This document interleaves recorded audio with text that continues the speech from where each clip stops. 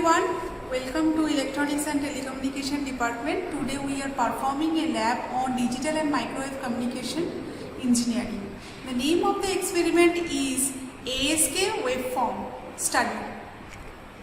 So why we are doing the modulation of ASK?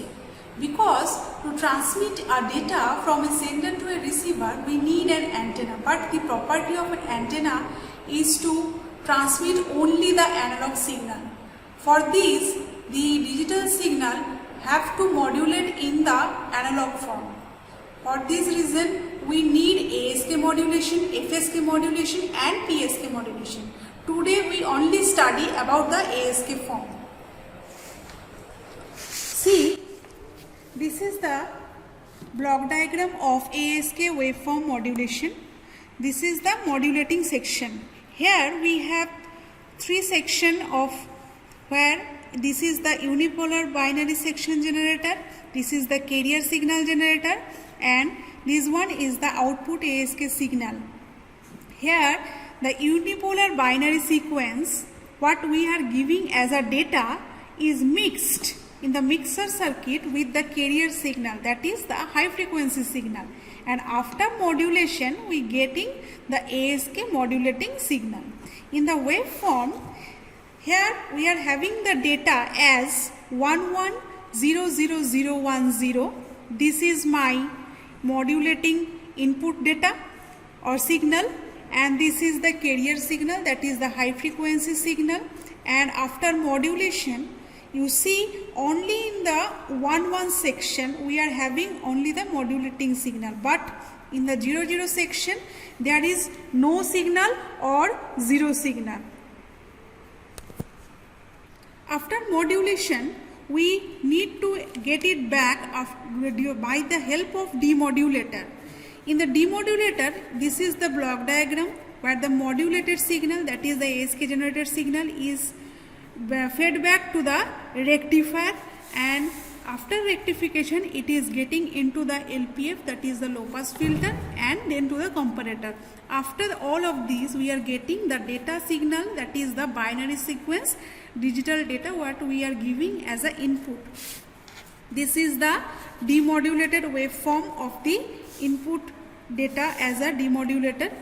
Here this is the signal input binary sequence 110010, that is the my binary bit input data, and this is my ASK generated signal, that is the modulating signal. And after demodulation, that is ASK demodulator, we are having this digital data what we are giving as a input.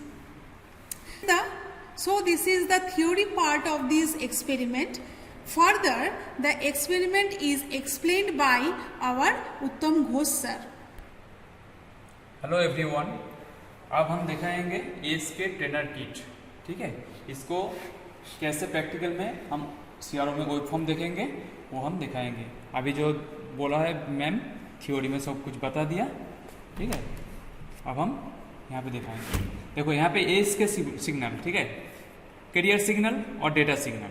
Carrier signal और data signal दोनों inbuilt frequency, ठीक, और यहाँ पे fixed frequency है. यहाँ पे जो है ट्रांजिस्टर, ये कैरियर और डेटा सिग्नल ट्रांजिस्टर का थ्रू में हम ASK मॉड्यूलेटेड सिग्नल दिखेंगे, और ये जो है पूरा मॉड्यूलेटिंग पार्ट, और ये जो है डीमॉड्यूलेटिंग पार्ट. ठीक है, अभी हम दिखाएंगे सीआरओ में कैरियर सिग्नल कैसा हो रहा है और डेटा सिग्नल कैसे हो रहा है. यहाँ पे पहले हम ग्राउंड में लगाएंगे. यह है BNC कॉर्ड, ग्राउंड, और यह है कैरियर सिग्नल पॉजिटिव में. ठीक, हम on the switch.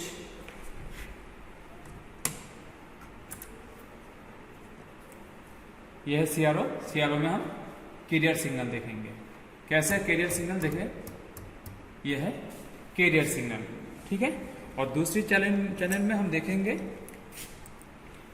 Data signal, input data signal. यहाँ पे ग्राउंड जो है कॉमन, ये वाला ग्राउंड और ये वाला डेटा सिग्नल. ठीक है, यहाँ पे देखेंगे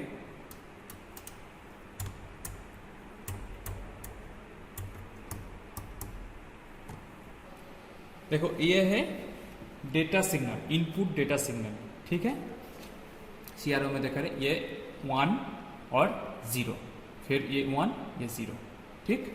ये इनपुट सिग्नल हम यहाँ पे जा रहे हैं एएस के मॉड्यूलेटिंग सिग्नल में। मॉड्यूलेटेड सिग्नल आउटपुट, ये है आउटपुट 4 में पैच कोड में हम लगाएंगे और यहाँ पे आउटपुट देखेंगे, ठीक है। देखो ये है आउटपुट मॉड्यूलेटेड सिग्नल, एस के आउटपुट मॉड्यूलेटेड सिग्नल, ठीक है। यहाँ पे जो है ये देखो डेटा सिग्नल और मॉड्यूलेटेड आउटपुट सिग्नल, ये दोनों कैसे मैच कर रहा है, कैसे देखेंगे। यहाँ पे देखो, ये देखो ये है फ्रीक्वेंसी जा रहा है यहाँ पे 1, यहाँ पे फ्रीक्वेंसी 0 है, ओके, और यहाँ पे 1 है। देखो यहाँ पे देखो डेटा, ये है डेटा इनपुट सिग्नल, ये 1 दिखा दे रहा है, यहाँ पे 0 है, देखो यहाँ पे 0 है, ये वाला नीचे वाला ये 0 है, ठीक है। पूरा मैच कर रहा है और हम यहाँ पे फिक्स कर देंगे दोनों को। देखो कैसे हो रहा है, ये देखो 1 0 कैसे मैच कर रहा है। देखो यहाँ पे 0, ये 1, ये है एस मॉड्यूलेटेड सिग्नल, ठीक है। अब हम एस के आउटपुट मॉड्यूलेटेड सिग्नल को यहाँ पे डी मॉड्यूलेटेड सिग्नल में इनपुट देंगे। यहाँ एस के इनपुट और यहाँ पे एस के मॉड्यूलेटेड डी मॉड्यूलेटेड आउटपुट, ये है पैच कोड हम लगाएंगे, दोनों देखेंगे कैसे। डी मॉड्यूलेटेड जो इनपुट है ये वाला, देखो ये मॉड्यूलेटेड इनपुट दिया है, यहाँ पे डेटा सिग्नल दिया है, ये डेटा सिग्नल के लिए एक पेज लगाया हुआ है बीएनसी कोड, और डीमॉड्यूलेटेड सिग्नल के लिए एक लगा हुआ है पेज कोड, ठीक है। दोनों एक साथ देखेंगे हम। देखो यहाँ पे जो है ये वाला जो देख रहे हो ये डीमॉड्यूलेटेड सिग्नल, और नीचे वाला है डेटा इनपुट सिग्नल। मतलब हम इनपुट में जो दे रहा है सिग्नल वो आउटपुट में जो फिल्टर होके डीमॉड्यूलेटेड दिखाई दे रहा है, ये वाला, ठीक है। और ये है इनपुट, देखो 1 1 0 0, ठीक है। ये है एस के मॉड्यूलेटेड एंड डीमॉड्यूलेटेड ट्रेनर, ये है एस के डीमॉड्यूलेटेड एंड डीमॉड्यूलेटेड वेवफॉर्म दिखाई दे रहा है, ठीक है।